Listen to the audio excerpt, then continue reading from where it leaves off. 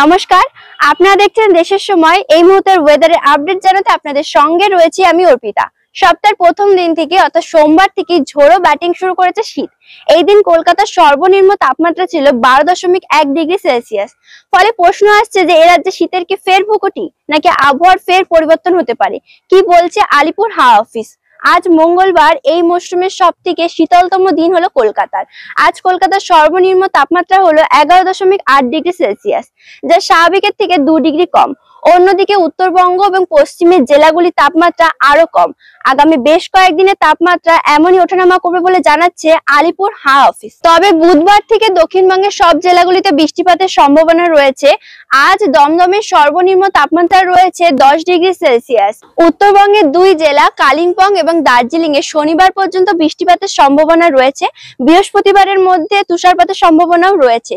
সিকিমেও তুষারপাত এবং বৃষ্টিপাতের সম্ভাবনা রয়েছে। উত্তরবঙ্গের জেলাগুলিতে ঘন কুয়াশা দাপট থাকবে দিনভর, তবে ঘন কুয়াশা দাপট বেশি থাকবে মালদাতে। এবং উত্তরবঙ্গের জেলাগুলিতে বেশ কয়েকদিনে তাপমাত্রার কোনো পরিবর্তন হওয়ার সম্ভাবনাও নেই। পাঞ্জাব, হরিয়ানা, মধ্যপ্রদেশ, রাজস্থানে কোল্ডের পরিস্থিতি হওয়ার সম্ভাবনা রয়েছে। বিহারেও 25শে জানুয়ারি পর্যন্ত কোল্ডের সম্ভাবনা রয়েছে।